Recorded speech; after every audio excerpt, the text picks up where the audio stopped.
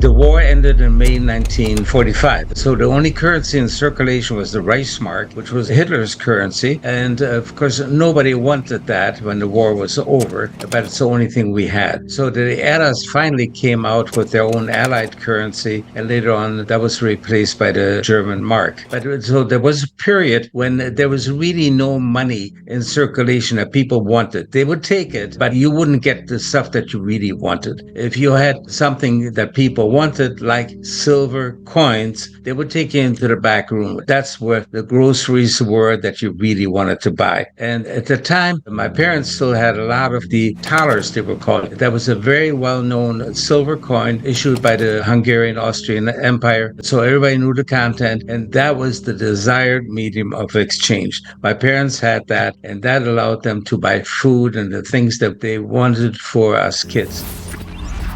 And so it was really amazing how, with paper money, you couldn't get anything. But that also reminded me of a time because as kids were playing during the war years with currency that my parents had from the German hyperinflation, which was in 1921. And they had currency notes that had written on 1 million marks. And it was rubber stamped on top of it, 1 milliard, which was 1 billion marks. They couldn't print fast enough, although the government confiscated all printing presses just to print currencies, but it still wasn't enough to print all the paper money that they needed. They used rubber stamps to change the value of each currency note. Can you imagine that? Americans have a big disadvantage over other people. Other countries, most of them have experienced devastating wars. The United States has not had a devastating war on its soil. The last war was the Civil War. So war teaches you a lot. Bad times teach you many bigger things. The Depression, people who lived through the Depression in the U.S. and was worldwide, in fact, they learned so much. And, my parents talking about 1921, the hyperinflation, the smart, wealthier Americans, they came over with bags full of American gold coins, like the $20 piece and so on. And with a few silver coins, they were buying up biggest luxury hotels in Germany, like in Berlin and so on. Can you imagine? Because money was worth nothing. The owners of the hotels could not afford to pay the employees to buy the food, etc. So those are tough times. You learn a lot during times like this. And, I was a little kid at that time, but boy, did we learn. And my memories are so clear of that time. We went through the rubble of houses, like my father's city was totally destroyed, most destroyed city in Europe, 94% flat. And I remember walking over this pile of rubble as far as you could see. And right underneath where we are is the main street of the city. You couldn't see any street. That's how it was. So we would go as kids through all the destroyed houses and so on and try to find metal. Zinc, for example. The gutters were made out of zinc. The big price was always the lightning rods in the houses. They had tips of platinum for conductivity. And boy, if you found one of those, that was a lot of money. So we'd take it to the scrap dealer, and the dealer, of course, would always cheat us because we didn't really know how much it was worth. But we made a lot of money as kids just finding metals, copper from the wreckages, the zinc from the wreckages, etc. And it really teaches you so much about life.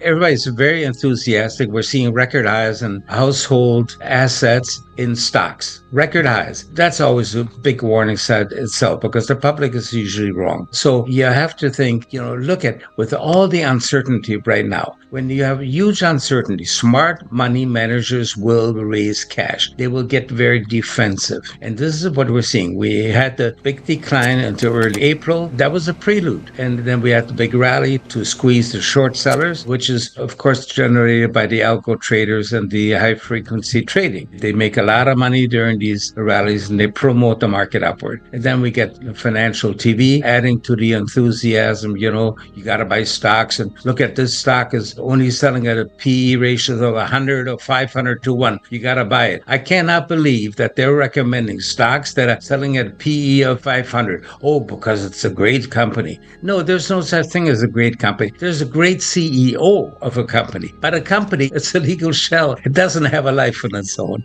If you look at the economic statistics, do not believe the jobs numbers from the BLS. Those numbers are phony. They have been phony forever because they use seasonal adjustments in order to get to the number that they want. Always jokingly, they just call the White House and say, okay, what number would you like for jobs?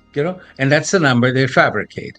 You're not going to get a real number. Like, we just had the biggest loss of the labor participation rate. That is, the people leaving the labor force. It was the biggest plunge on record. But then everybody celebrates, oh, we got 139,000 new jobs. No, all the jobs created since 2018 have been non-Americans, okay? So, in other words, the migrants. We had 21 million migrants. Okay, so they're counted in the jobs numbers. Can you imagine that? People don't know this. People have to look at seasonal adjustments. BLS has never explained what goes into the seasonal adjustments.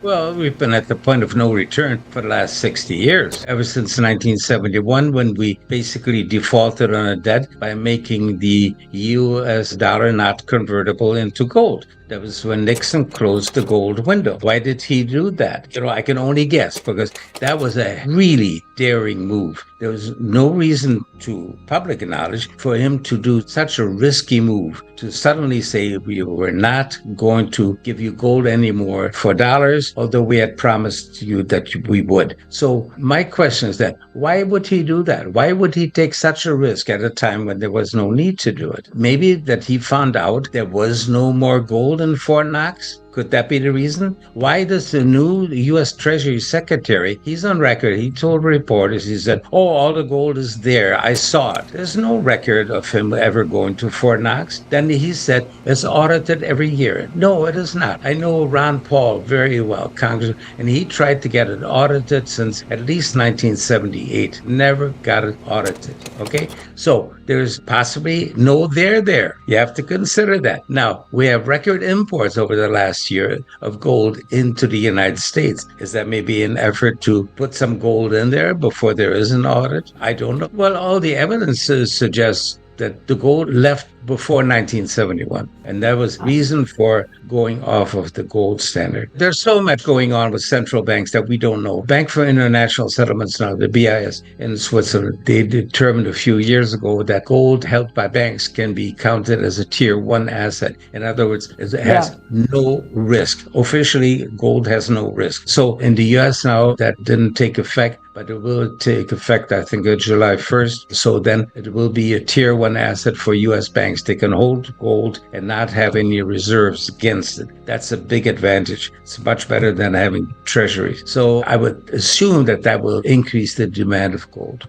I started my business in 1977, okay? The first part, that was when we had the double-digit inflation, etc. In fact, I was on many panels with Ray Dalio at the time, and we usually had the contrarian opinion at the conference. But I've heard that argument, excessive debt. Our debt is, yes, it's terrible, but it's going to keep on growing. Because I remember when we complained, this was maybe 40 years ago, about adding another $2 or $3 billion to the federal debt. Now we're talking about $1 trillion.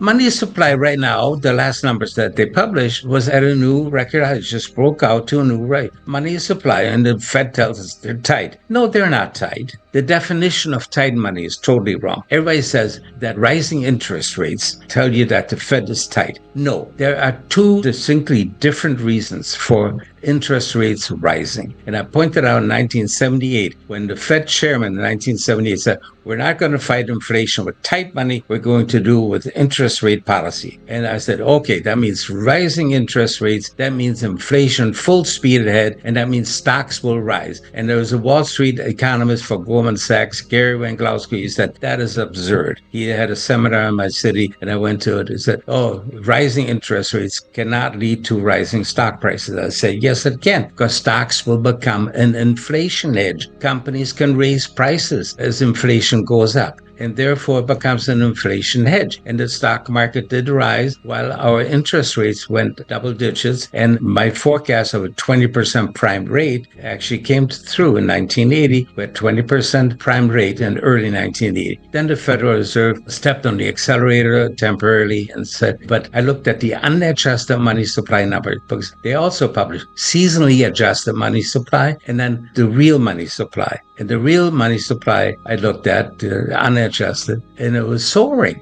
At the same time that the Federal Reserve said, no, we stopped the printing of money. No, it was soaring. So they were lying. Okay, that was in June of 1980. Okay, and I said by year end, we're going to have a new high in the prime rate. It's going to be over 20%. On December 10th in 1980, we had a prime rate of 21.5%. So that's how you can stay ahead of the people who are trying to pull the wool over our eyes. There always are. Whatever comes out of Washington, you can be sure it's false. I think right now, the old saying that we used a long time ago is there are times when the person who loses the least is the person who makes the most. So you don't want to lose money. And forget all this talk about, oh, here's a great stock and wonderful stock and, oh, wow, it's going to go to sky high and so on. All these promos, all the IPOs, these big gains in the IPOs right now, these are manipulated in order to whet the speculative appetite of the public. That's it. Lure them into the market at the top. I've been saying for the last couple of months, this rally is going to go until one of the major indices makes a new record high. We're now within 1.7% to about 2.7% of new highs in the major indices. Okay, so we're very close. So I wouldn't be surprised if the S&P makes a new record high, at least long enough so financial TV can celebrate and pop the champagne corks and say, oh, we made a new record high. And everybody, the public that doesn't know any better, they plunge into the market with their last pennies buy stocks. So these are usually bull traps. And you want to be very careful. I have seen now over the last several weeks many signs of distribution. Distribution is when the big smart money sells the stock positions to the public because they don't want to hold the stocks all the way down. Somebody has to own a stock on the way down in the bear market, but they don't want to do it. So they get the public to do that. The public becomes the bag holder. Joe Granville used to call him that. So we are all elected to be bag holders. So you got to find a way not to be a bag holder. So precious metals now, gold and silver, a great alternative.